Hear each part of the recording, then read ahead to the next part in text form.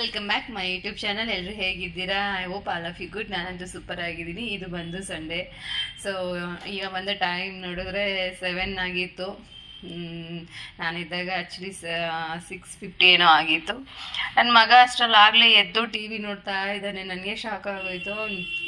ಹೆಂಗೆ ಅಂದರೆ ನನ್ನ ಮಗ ಅಟ್ಲೀಸ್ಟ್ ನನ್ನ ಮಗಳಾದರೂ ಮಲ್ಕೋತಾಳೆ. ನಾವು ಸ್ವಲ್ಪ ನನ್ನ ಮಗ ಅಂತೂ 6:30 ಅಷ್ಟರಲ್ಲಿ ಎದ್ಬಿಟ್ಟಿರ್ತಾನೆ. ಅವ್ನು ಸಂಡೇ ಅಂದರೂ ಅಷ್ಟೇ. ಬಟ್ ಸ್ಕೂಲ್ ಟೈಮ್ಸ್ಗಳಲ್ಲಿ ಸ್ವಲ್ಪ ನಾವೇ ಎಬ್ಬಿಸ್ಬೇಕು. ಇಲ್ಲ ಅಂದರೆ ನೋಡಿ ಸಂಡೇ ಅಂದರೂ ಅವನಾಗಲೇ ಎದ್ದು ಟಿ ವಿ ನೋಡ್ತಾ ಕೂತಿದ್ದ. ನಾನು ಒಂದು ಫಂಕ್ಷನ್ ಅಟೆಂಡ್ ಮಾಡಬೇಕಿತ್ತು ಅಂತ ಹೇಳ್ಬಿಟ್ಟು ಸ್ವಲ್ಪ ಇವತ್ತು ಬೇಗನೆ ಎದ್ದಿದ್ದೀನಿ. ಇಲ್ಲಾಂದರೆ ನಾನು ಸಂಡೇ ಸ್ವಲ್ಪ 7:30 ಹಿಂಗೆ ಎದ್ದೇಳೋದು. ಸೊ ಯಾವಾಗಲೂ ಎದ್ದೇಳ್ತೀವಲ್ಲ, ಸ್ವಲ್ಪ ಸಂಡೇ ನಿದ್ದೆ ಮಾಡ್ತಿದ್ದೆ. ಬಟ್ ಇವತ್ತು ಹೊರಗಡೆ ಹೋಗಬೇಕು ಅನ್ನೋ ಕಾರಣಕ್ಕೋಸ್ಕರ ಬೇಗನೆ ಬಂದೆ. ಬಂದು ನನ್ನ ಮಗನಿಗೆ ಆ ಥರದ್ದು ಕಳಿಸಿದ್ದೀನಿ. ನಾನೇ ಡೋರೆಲ್ಲ ತೆಗೆದು. ನನಗೆ ಬೆಳಗ್ಗೆ ಹೊತ್ತು ಈ ಥರ ವೆದರ್ನ ನೋಡೋಕ್ಕೆ ನಿಜವಾಗ್ಲೂ ಇಷ್ಟ ಆಗುತ್ತೆ. ಆಮೇಲೆ ಗಾಳಿ ಚೆನ್ನಾಗಿ ಬರ್ತಾ ಇರುತ್ತೆ. ಸೊ ವಿಂಡೋಸ್ಗಳನ್ನ ಮತ್ತು ಡೋರ್ನೆಲ್ಲ ಮೇನ್ ಡೋರ್ನೆಲ್ಲ ತೆಗೆದಿಟ್ಟಿರ್ತೀನಿ. ನನ್ನ ಮಗ ಅಂತಂದ. ನಾನು ಅಷ್ಟರಲ್ಲಿ ಬಿಸಿನೀರೆಲ್ಲ ಕಾಯಿಸ್ದೆ ಅವನಿಗೂ. ಸೊ ನಾನು ಬಿಸಿನೀರು ಕುಡಿದು ಈಗ ರಾಗಿ ಮಾಡಿ ರೆಡಿ ಮಾಡ್ಕೊಳ್ಳೋಣ ಅಂತ ಹೇಳ್ಬಿಟ್ಟು ರಾಗಿ ಮಾಡಿ ರೆಡಿ ಮಾಡ್ಕೊತಾ ಇದ್ದೀನಿ. ನನ್ನ ಮಗಳು ಇನ್ನೂ ಮಲಗಿದ್ಲು.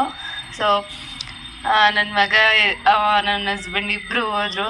ಸೊ ಟೀ ಮಾಡ್ಕೊಂಡು ನಾನು ಸ್ವಲ್ಪ ಹೊತ್ತು ಕುಡಿತಾ ಕೂತಿದ್ದೆ. ಇಬ್ಬರು ಹೋದ್ರಲ್ಲ, ಸ್ವಲ್ಪ ಹೊತ್ತು ಕೂತ್ಕೊಂಡು ಕುಡಿತಾ ಕೂತಿದ್ದೆ. ನನ್ನ ಮಗಳು ಇನ್ನೂ ಮಲಗಿದ್ಲು ಅಂತ ಹೇಳ್ಬಿಟ್ಟು ಹಾಗೆ ಟೀ ಎಲ್ಲ ಕುಡಿದಾದ್ಮೇಲೆ ಈಗ ನಾನು ರೈಸ್ಗೆ ಇಟ್ಕೊಬಿಡೋಣ.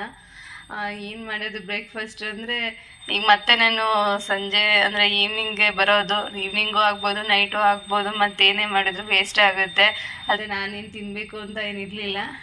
ಸೊ ಮಕ್ಕಳಿಗೆ ಹಸ್ಬೆಂಡ್ಗೆ ಏನಾದರೂ ಮಾಡೋಣ ಅಂತ ಹೇಳ್ಬಿಟ್ಟು ಫಸ್ಟ್ ರೈಸ್ಗೆ ಇಟ್ಬಿಟ್ಟು ಅಂದ್ಕೊಂಡೆ. ಬಟ್ ಟೈಮ್ ಆಗಿಬಿಡುತ್ತೆ. ನಾನು ಸ್ವಲ್ಪ ಕ್ಲೀನ್ ಮಾಡ್ಕೋಬೇಕಲ್ಲ, ಟೈಮ್ ಆಗುತ್ತೆ ಅಂತ ಹೇಳ್ಬಿಟ್ಟು ಕರ್ಡ್ ರೈಸ್ ಮಾಡೋಣ ಅಂತ ಹೇಳ್ಬಿಟ್ಟು ಕರ್ಡ್ ರೈಸ್ ಮಾಡಿ ಹಾಗೆ ಪೂಜೆ ಎಲ್ಲ ಮುಗಿಸ್ಕೊಂಡು ರೆಡಿಯಾಗಿ ನಾವಿಲ್ಲಿಂದ ಹೊರಡೋ ಅಷ್ಟಲ್ಲೇ 9:30 ಆಗಿತ್ತು.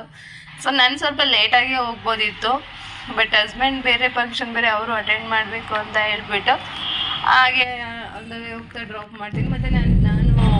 ಮತ್ತು ನನ್ನ ಹಸ್ಬೆಂಡ್ ಇನ್ನೊಂದು ಕೆಲಸದ ಮೇಲೆ ಮಧ್ಯಾಹ್ನ ಮೇಲೆ ಎಲ್ಲ ಹೊರಗಡೆ ಹೋಗ್ಬೇಕಾಗಿತ್ತು. ಸೊ ಈಗ ನಾನು ಗಾಡೀಲಿ ಹೋದ್ರು ಮತ್ತೆ ಗಾಡಿ ಅಲ್ಲೇ ಆಗಿಬಿಡುತ್ತೆ. ಸಂಜೆ ನೈಟ್ ಬರಬೇಕಾದ್ರೆ ಒಬ್ಬಳೇ ಆಗಿಬಿಡ್ತೀನಿ ಅಂತ ಹೇಳ್ಬಿಟ್ಟು ಅವ್ರು ನಾನೇ ಡ್ರಾಪ್ ಮಾಡ್ತೀನಿ. ಸ್ವಲ್ಪ ಬೇಗನೆ ರೆಡಿ ಆಗು ಅಂತ ಹೇಳಿದರು. ಸೊ 9:30ಗೆ ನಾವು ಹೊರಟು.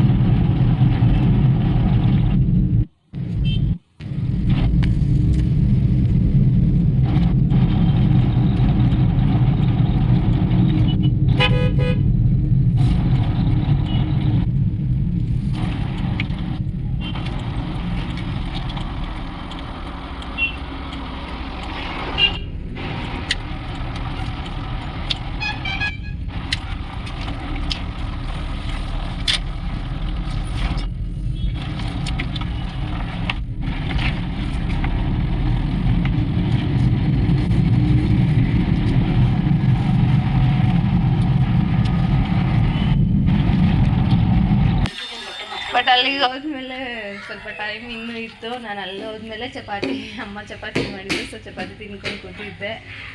ನನ್ನ ಮಕ್ಳು ಆಟ ಆಡ್ಕೋಗಿದ್ರು. ಕೃತಿ, ಈ ಬ್ಯಾಟು, ಆ ಬಾಲು, ಇದು ಕ್ರಿಕೆಟು.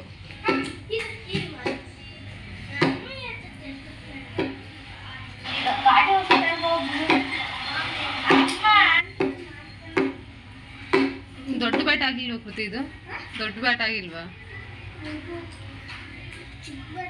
ಚಿಕ್ಕ ಬ್ಯಾಟ?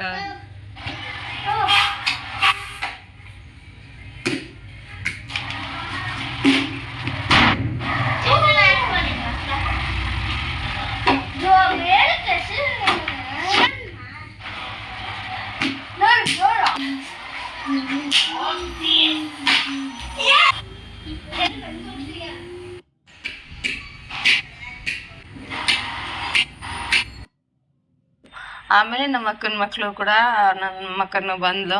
ಅವ್ರ ಜೊತೆ ಆಟ ಆಡಿಕೊಂಡು ಅದು ಇದು ತಿನ್ಕೊಂಡು ಟೈಮ್ ಸ್ವಲ್ಪ ಹೊತ್ತು ಸ್ಪೆಂಡ್ ಮಾಡಿ ಆಮೇಲೆ ಫಂಕ್ಷನ್ಗೆ ನಾನು ನಮ್ಮ ಮನೆಯವರೆಲ್ಲ ಹೋದು. ಸೊ ಅಲ್ಲೆಲ್ಲ ಊಟ ಮುಗಿಸ್ಕೊಂಡು ಮನೆಗೆ ಬಂದು ಒಂದು 2 o'clock ಮೇಲೆ ಹಸ್ಬೆಂಡ್ ಬಂದರು. ಅಷ್ಟಕ್ಕಾಗಲೇ ನಮ್ಮ ಅಕ್ಕನೂ ಹೊರಟ್ಬಿಟ್ಟಿದ್ಲು. ಸೊ ನಾನು ನನ್ನ ಹಸ್ಬೆಂಡ್ ಎಲ್ಲ ಮತ್ತೆ ನೆಲಮಂಗಲ ಸೈಡ್ ಹೋದು. ನೆಲಮಂಗಲ ಸೈಡ್ ಹೋಗಿದ್ದು ಬಂದು ಜ್ಯುವೆಲರಿ ಶಾಪ್ಗೆ ಹೋದು. ಅಲ್ಲಿ ನನ್ನ ಮಗಳಿಗೆ ಒಂದು ವಾಲೆ ಪರ್ಚೇಸ್ ಮಾಡಬೇಕಿತ್ತು, ಮತ್ತು ಅವಳಿಗೆ ಒಂದು ಸರ ಮಾಡ್ಲಿಕ್ಕೆ ಹಾಕೋಣ ಅಂತ ಹೇಳ್ಬಿಟ್ಟು ನನ್ನ ಮಗನಿಗೆ ಆಲ್ರೆಡಿ ಮಾಡಿಸಿದ್ದು, ಇವಳಿಗಿನ್ನೂ ಮಾಡಿಸಿರ್ಲಿಲ್ಲ. ಸ್ವಲ್ಪ ಈ ಟೈಮಲ್ಲಿ ಮಾಡಿಸೋಣ ಅಂತ ಹೇಳ್ಬಿಟ್ಟು ವೆಯ್ಟ್ ಮಾಡ್ತಾಯಿದ್ದು. ಬಟ್ ಏನೇ ಮಾಡಿಸಿದ್ರು ಅದೇ ರೇಟೇ ಇರುತ್ತೆ. ಅವಳಿಗೆ ಆ್ಯಕ್ಚುಲಿ ವಾಲೆ ತೊಗೋಬೇಕಾಗಿತ್ತು, ಯಾಕಂದರೆ ಫಸ್ಟು ಅವಳಿಗೆ ರಿಂಗ್ ಇಟ್ಟಿದ್ದೆ ನಾನು. ಅದಾದಮೇಲೆ ಅವಳು ಒಲೆ ಇಟ್ಕೋತೀನಿ ಅಂತ ಹೇಳಿದ್ಲು ಅಂತ ಹೇಳ್ಬಿಟ್ಟು ಒಲೆ ಇಡ್ಸೋದಕ್ಕೆ ಒಬ್ರ ಹತ್ರ ಹೋಗಿದ್ದೆ. ಅವರೇ ಇಡ್ಲಿ ಅಂತ ಹೇಳ್ಬಿಟ್ಟು ಅಲ್ಲೇ ತೊಗೊಂಡು ಅಲ್ಲೇ ಇಡಿಸ್ದೆ ಅವ್ರ ಕೈಲೇ. ಬಟ್ ಅವ್ರು ಏನು ಮಾಡಿಬಿಟ್ಟಿದ್ದಾರೆ, ಹಿಂದೆಗಡೆ ತಿರ್ಪಾನ ಸ್ವಲ್ಪ ಸ್ಕಿನ್ನಿಗೆ ಇದು ಮಾಡಿ ಟೈಟ್ ಮಾಡಿ ತಿರುಗಿಬಿಟ್ಟಿದ್ದಾರೆ, ಸ್ಕಿನ್ ಸಮೇತ ತಿರುಗಿಬಿಟ್ಟಿದ್ದಾರೆ. ನನಗೆ ಗೊತ್ತಾಗಿಲ್ಲ. ಅವಳು ಆಮೇಲೆ ಅದು ಸ್ವಲ್ಪ ಪೇಯ್ನ್ ಅಂತಿಲ್ಲ, ನನಗೂ ಗೊತ್ತಿಲ್ಲ. ಒಂದು 2 days ಆದಮೇಲೆ ನಾನು ಸ್ವಲ್ಪ ಎಣ್ಣೆ ಎಲ್ಲ ಬಿಡ್ತಾ ಇದೆ, ಮೋಸ್ಟ್ಲಿ ಟೈಟ್ ಇರುತ್ತೆ ಅಂತ ಅಂದ್ಕೊಂಡು. ಅದಾದಮೇಲೆ ನೋಡೋಣ ಅಂತ ಹೇಳಿದ್ರೆ ಟೈಟಾಗಿ ತುಂಬ ಸ್ಕಿನ್ನಿಗೆ ಟೈಟ್ ಮಾಡಿ ತಿರುಗಿಬಿಟ್ಟಿದ್ರು. ನನ್ನ ಕೈಲಂತೂ ಓಪನ್ ಮಾಡಿ ಅಂದರೆ ತಿರುಗಿಬಿಟ್ಟು ಬಿಚ್ಚೋದಕ್ಕಾಗಲಿಲ್ಲ ಅಂತ ಹೇಳ್ಬಿಟ್ಟು ಮತ್ತು ನಮ್ಮೂರಲ್ಲೇ ಒಬ್ರ ಕೈಲಿ ಆಚಾರಿ ಕೈಲಿ ಹೋಗಿ ಕಟ್ಟೆ ಮಾಡಿಸ್ಬಿಟ್ಟೆ ವಾಲೆ ಪರವಾಗಿಲ್ಲ ಅಂತ ಹೇಳ್ಬಿಟ್ಟು. ಅದು ಪಾಪ ಒಳಗಡೆಯಿಂದ ಸ್ಕಿನ್ನಿಂದ ತಿರುಗಿಬಿಟ್ಟಿದ್ರಲ್ಲ, ಅದು ಸ್ಕಿನ್ ಸ್ವಲ್ಪ ಚರ್ಮ ಸಮೇತನೇ ತಿರ್ಪನೂ ಓಪನ್ ಆಗೋಯ್ತು. ನಾನು ಅದಕ್ಕೆ ಅದನ್ನು ಸ್ವಲ್ಪ ಅಂದರೆ ಒಳಗಡೆ ಎಲ್ಲ ಸ್ವಲ್ಪ ಗಾಯ ಥರ ಆಗಿಬಿಟ್ಟಿತ್ತು. ಸೊ ಬಿಟ್ಬಿಟ್ಟೆ, ಕಡ್ಡಿನೂ ಇಡೋಕ್ಕಾಗಲಿಲ್ಲ, ಅದು ಪೈನ್ ಇತ್ತು ಅಂತ ಹೇಳ್ಬಿಟ್ಟು. ಅದು ಒಂದು ದಿವಸದಕ್ಕೇ ಒಳಗಡೆಯಿಂದ ಸ್ವಲ್ಪ ಬ್ಲಡ್ ಎಲ್ಲ ಇದಾಗಿತ್ತಲ್ಲ, ಒಣಗ್ದಂಗೆ ಆಗಿಬಿಟ್ಟಿದೆ. ಅದು ನೆಕ್ಸ್ಟ್ ಡೇ ಕಡ್ಡಿ ಇಡೋಣ ಅಂತ ಹೋದರೆ ಅದು ಒಳಗಡೆಯಿಂದನೇ ಸ್ವಲ್ಪ ಇದಾಗ್ಬಿಟ್ಟು ಕಡ್ಡಿನೂ ಹೋಗ್ತಾ ಇಲ್ಲ. ಅವಳು ಬಡ್ಕೊತಾ ಇರೋಳು, ಸ್ವಲ್ಪ ಮೊದಲೇ ನೋವಾಗ್ಬಿಟ್ಟಿತ್ತಲ್ಲ. ಅಯ್ಯೋ, ನಾನು ಒಂದು 2 days ಆದಮೇಲೆ ಆದರೂ ಇಡೋಣ ಅಂದ್ಕೊಂಡ್ರೆ ಅದು ಫುಲ್ಲು ಒಳಗಡೆಯಿಂದನೇ ಕಂಪ್ಲೀಟಾಗಿ ಮುಚ್ಕೊಳ್ತಾ ಬಂದ್ಬಿಟ್ಟು ಅವಳು. ಇನ್ನೇನು ಮಾಡೋದಕ್ಕಾಗಲ್ಲ, ಅದು ಚುಚ್ಚಿಸ್ಲೇಬೇಕಾಗಿತ್ತು. ಅಟ್ಲೀಸ್ಟ್ ಅವಳಿಗೆ ಅಳ್ತಾ ಇದ್ದಾಳೆ ಅಂದರೆ ಎಷ್ಟು ಅಳ್ತಿದ್ದಾಳೆ, ಕಂಟ್ರೋಲ್ ಮಾಡ್ತಾ ಇಲ್ಲ ಅವಳು. ಸರಿ ಆಯಿತು, ಅವಳಿಗೆ ಏನಾದರೂ ಐಸ್ ಕ್ರೀಮ್ ಏನಾದರೂ ಕೊಡಿಸ್ಬಿಡು ಅಂತ ಹೇಳ್ಬಿಟ್ಟು ನಮ್ಮ ಮನೆಯವರು ಅವಳಿಬ್ಬರು ಹೋದ್ರು ತೊಗೊಳೋಕ್ಕೆ ಅಂತ ಹೇಳ್ಬಿಟ್ಟು. ಅವಳು ನನಗೆ ಒಳ್ಳೆ ಚೆನ್ನಾಗಿ ಕಾಣಿಸ್ತಿದೆ ಹಿಂಗೆ ಅಂತ ಹೇಳ್ಬಿಟ್ಟು. ಸೊ ಅಲ್ಲಿಂದ ನಾವು ಮತ್ತೆ ಒಂದು ಕೆಲಸದ ಮೇಲೆ ಹೊರಗಡೆ ಹೋಗಿದ್ದು. ಸೊ ಅಲ್ಲೆಲ್ಲ ಮುಗಿಸ್ಕೊಂಡು ಬರೋ ಅಷ್ಟರಲ್ಲಿ ತುಂಬ ಅಂದರೆ ತುಂಬ ಮಳೆ. ಮನೆಗೆ ಬರೋ ಅಷ್ಟು 8:30 ಆಗಿತ್ತು. ನಾವು ಆನ್ ದ ವೇನೆ ಏನಾದರೂ ತಿನ್ಕೊಂಬರೋಣ ಅಂತ ಅಂದ್ಕೊಂಡಿದ್ದು, ಬಟ್ ಮಳೆ ಅಂತೂ ನಿಲ್ಲೇ ಇಲ್ಲ. ಸೊ ಹೋಟೆಲಲ್ಲೆಲ್ಲೂ ನಿಲ್ಸೋದಕ್ಕೂ ಆಗ್ತಾ ಇರಲಿಲ್ಲ. ಸೊ ಮನೆಗೆ ಬಂದುಬಿಡೋಣ, ಇನ್ನು ಟೈಮ್ ಆಗುತ್ತೆ ಅಂತ ಹೇಳ್ಬಿಟ್ಟು ಮನೆಗೆ ಬಂದು, ಆ ಟೈಮಲ್ಲಂತೂ ಬಂದಿದ ತಕ್ಷಣ ಏನು ಮಾಡೋದು ಅಂತ ಹೇಳ್ಬಿಟ್ಟು, ನಾಳೆ ಬೇರೆ ಮಂಡೇ, ಮತ್ತು ಮಂಡೇ ಅಂದರೆ ಇನ್ನೂ ತುಂಬಾ ಇರುತ್ತೆ ಕೆಲಸಗಳಂತೂ. ಬೆಳಗ್ಗೆ ಒಂದು ಸ್ವಲ್ಪ ನಮಗೆ ಸ್ಕೂಲಿಗೆ ಕಳಿಸೋ ಮೂಡಲ್ಲಿರಲ್ಲ, ರಜಾ ಅದು ಇದು ಅಂತ ಇದ್ಬಿಟ್ಟಿರ್ತೀವಿ. ಬಟ್ ಮಂಡೇ ಬಂದಾಗ ಒಂಥರ ಇಂಟ್ರೆಸ್ಟೇ ಇರೋದಿಲ್ಲ. ಸೊ ಇರಲಿ ಅಂತ ಹೇಳ್ಬಿಟ್ಟು ನಾನು ಸೊಪ್ಪೆಲ್ಲ ಸೋಸಿಟ್ಬಿಟ್ಟು ಹೋಗಿದ್ದೆ. ಅಂದರೆ ಹಿಂದಿನ ದಿನವೇ ಸೊಪ್ಪೆಲ್ಲ ಸೋಸಿ ಎತ್ತಿಟ್ಕೊಂಡ್ಬಿಟ್ಟಿದ್ದೆ. ಸೊ ದಂಟಿನ ಸೊಪ್ಪು ಸ್ವಲ್ಪನೇ ಇದ್ದಿದ್ದು. ಈಗ ಅದರಲ್ಲಿ ಏನು ಮಾಡೋದು ಅಂತ ಹೇಳ್ಬಿಟ್ಟು ಹಸ್ಬೆಂಡಿಗೆ ಮಾತ್ರ ಮೊಸರು ಸಳೆ ಮಾಡಿಕೊಡೋಣ ಅಂತ ಹೇಳ್ಬಿಟ್ಟು ಫಸ್ಟ್ ಅದನ್ನೆಲ್ಲ ನೀಟಾಗಿ ತೊಳೆದಿಟ್ಬಿಟ್ಟು ಒಂದು ವಿಷಲ್ ಕೂಗಿಸ್ಕೊಂಡೆ. ಸೊ ನಮಗೆ ಚಪಾತಿ ಕಲಿಸ್ಕೊಂಡು ಇದಕ್ಕೆ ಹೆಸ್ರು ಕಾಳು ಎಗ್ ಬಜ್ಜಿ ಮಾಡೋಣ ಅಂತ ಹೇಳ್ಬಿಟ್ಟು ಹೆಸ್ರು ಕಾಳನ್ನ ಬೇಯೋದಕ್ಕಿಟ್ಟೆ. ಹೆಸ್ರು ಕಾಳು ಬೇಯೋ ಅಷ್ಟರಲ್ಲಿ ಸೊಪ್ಪು ಕೂಡ ಒಂದು ವಿಷಲ್ ಆಗಿತ್ತು. ಸೊ ಅದನ್ನು ಆರೋದಕ್ಕೆ ಇಟ್ಬಿಟ್ಟು ಹಾಗೆ ಹೆಸ್ರು ಕಾಳು ಬೇಯ್ದಿತ್ತಲ್ಲ, ಸೊ ಬೆಂದಿದ್ದ ಹೆಸ್ರು ಕಾಳನ್ನೆಲ್ಲ ನೀರೆಲ್ಲ ಬಗ್ಗಿಸ್ಕೊಂಡು ಹಾಗೆ ಒಗ್ಗರಣೆ ಮಾಡ್ಕೊಂಬಿಡೋಣ ಅಂತ ಹೇಳ್ಬಿಟ್ಟು ಈರುಳ್ಳೆಲ್ಲ ಕಟ್ ಮಾಡಿ ಒಗ್ಗರಣೆ ಕೂಡ ಮಾಡಿಕೊಂಡು ಮೊಟ್ಟೆ ಎಲ್ಲ ಮಿಕ್ಸ್ ಮಾಡಿದೆ. ಸೊ ಎಗ್ ಬಜ್ಜಿ ಕೂಡ ರೆಡಿ ಮಾಡಿಕೊಂಡೆ. ಈಗ ಸೊಪ್ಪು ಆರಿತ್ತಲ್ಲ, ಸೊ ಅದಕ್ಕೆ ಸ್ವಲ್ಪ ಮೊಸರೆಲ್ಲ ಬಿಟ್ಟು ಸ್ವಲ್ಪ ಹೊತ್ತು ನೆನೆಸಿಟ್ಬಿಟ್ಟು ಹಾಗೆ ಇದಕ್ಕೆ ಖಾರ ರೆಡಿ ಮಾಡ್ಕೊಳ್ಳೋಣ ಅಂತ ಹೇಳ್ಬಿಟ್ಟು ಇದಕ್ಕೆ ಬೆಳ್ಳುಳ್ಳಿ, ಮೆಣಸಿನ್ಕಾಯಿ, ಕೊತ್ತಂಬರಿ ಸೊಪ್ಪು ಏನೂ ಇರಲಿಲ್ಲ ನನಗೆ. ಈ ಮಳೇಲಿ ಸದ್ಯಕ್ಕೆ ಎಲ್ಲೂ ಹೋಗೋದಕ್ಕೂ ಟೈಮ್ ಇರಲಿಲ್ಲ. ಸೊ ಹಾಗೆ ರುಬ್ಕೊಂಡೆ, ಸೊಪ್ಪಿತ್ತಲ್ಲ ಸ್ವಲ್ಪ ಸೊಪ್ಪನ್ನ ಹಾಕ್ಕೊಂಡು ರುಬ್ಕೊಂಡೆ. ಸೊ ಖಾರ ಕೂಡ ರೆಡಿ ಆಯಿತು. ಇಲ್ಲಿ ಸೊಪ್ಪು ಮತ್ತು ಮೊಸರು ಚೆನ್ನಾಗಿ ನೆಂದಿತ್ತಲ್ಲ, ಸೊಪ್ಪನ್ನ ಮಾತ್ರ ಎತ್ತಿಟ್ಕೊಂಡು ಇನ್ನು ಮಿಕ್ಕಿದ ಮೊಸರೆಲ್ಲ ಖಾರಾಗೆ ಮಿಕ್ಸ್ ಮಾಡಿಕೊಂಡು ನನಗೂ ನನ್ನ ಹಸ್ಬೆಂಡಿಗೆ ಅಷ್ಟೇ. ಅಂದರೆ ಅವರು ಚಪಾತಿ ತಿಂದ್ರೂ ಅವರಿಗೆ ರೈಸ್ ಒಂದು ಸ್ವಲ್ಪನಾದರೂ ಲಾಸ್ಟಲ್ಲಿ ಬೇಕೇ ಬೇಕು. ಸೊ ಅದಕ್ಕೆ ಇನ್ನೇನು ಮಾಡೋದು ಅಂತ ಹೇಳ್ಬಿಟ್ಟು ಸೊಪ್ಪೆ ಮಾಡೋಣ. ಮತ್ತು ಏನಂದರೆ ಬೆಳಗ್ಗೆ ಎಲ್ಲ ಫಂಕ್ಷನ್ಸ್ ಊಟ ಮತ್ತು ಮಧ್ಯಾಹ್ನನೂ ಊಟ. ಸೊ ಹಾಗಾಗಿ ಬೇಡ, ಸ್ವಲ್ಪ ದಂಟಿನ ಸೊಪ್ಪು ತಂಪಲ್ಲ ಅಂತ ಹೇಳ್ಬಿಟ್ಟು ಮಾಡಿದ್ದೆ. ಸೊ ಅವ್ರಿಗೊಬ್ರಿಗೆ ಅಂತಲೇ ಮಾಡಿದ್ದು. ಖಾರ ಮತ್ತು ಸ್ವಲ್ಪನೇ ಮೊಸರು ಬಿಟ್ಟು ಅವ್ರಿಗೊಬ್ರಿಗೆ ಸಾಂಬಾರು ಕೂಡ ರೆಡಿ ಮಾಡಿ ಎತ್ತಿಟ್ಕೊಂಡೆ. ಒಂದು ಕೊಡ ಚಪಾತಿ ಕೂಡ ರೆಡಿ ಮಾಡಿಕೊಂಡೆ.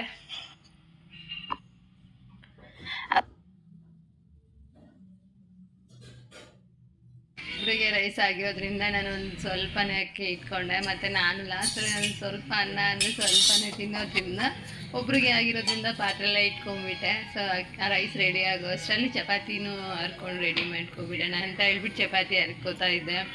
ಟೈಮ್ ನೋಡಿದ್ರೆ ಅಲ್ಲಾಗಲೇ 9:20 ಏನೋ ಆಗ್ತಾಯಿದೆ. ನನಗೇನಾದರೂ ಸ್ವಲ್ಪ ಮಕ್ಳಿಗೆ ಬೇಗ ಊಟ ಕೊಟ್ಬಿಟ್ಟು ಮಲಗಿಸ್ಬಿಡೋಣ ಅಂತ ಹೇಳ್ಬಿಟ್ಟು, ನಾಳೆ ಮಂಡೇ ಬೇರೆ ಆಗಿರೋದ್ರಿಂದ ಸ್ವಲ್ಪ ಅವ್ರಿಗೂ ಬೇಗ ಎದ್ದೇಳೋದಕ್ಕಾಗೋದಿಲ್ಲ. ಮತ್ತು ಈ ರಜದ ಮೂಡಲ್ಲೇ ಇರ್ತಾರೆ, ಅವ್ರಿಗೂ ಇಂಟ್ರೆಸ್ಟ್ ಇರೋಲ್ಲ, ಮತ್ತು ನನಗೂ ಇಂಟ್ರೆಸ್ಟ್ ಇರೋದಿಲ್ಲ ಬೇಗ ಎದ್ದೇಳೋದಕ್ಕೆ. ಸೊ ಬೇಗ ಮಾಡೋಣ ಅಂತ ಹೇಳ್ಬಿಟ್ಟು ಆಮೇಲೆ ಹಸ್ಬೆಂಡ್ ಬಂದು ಕೂಡ ಸ್ವಲ್ಪ ಚಪಾತಿಗಳನ್ನ ಸುಟ್ಕೊಟ್ರು. ಸೊ ಎಲ್ಲ ಚಪಾತಿ ಎಲ್ಲ ಮಾಡಾದ್ಮೇಲೆ ಸೊ ನಾನು ಒಂದು ಕಡೆಯಿಂದ ಪಾತ್ರೆ ಎಲ್ಲ ತೊಳೆದು ಇಟ್ಬಿಟ್ಟು ಹಾಗೆ ಸ್ಲ್ಯಾಬೆಲ್ಲ ಕ್ಲೀನ್ ಮಾಡ್ಕೊಬಿಡ್ತೀನಿ.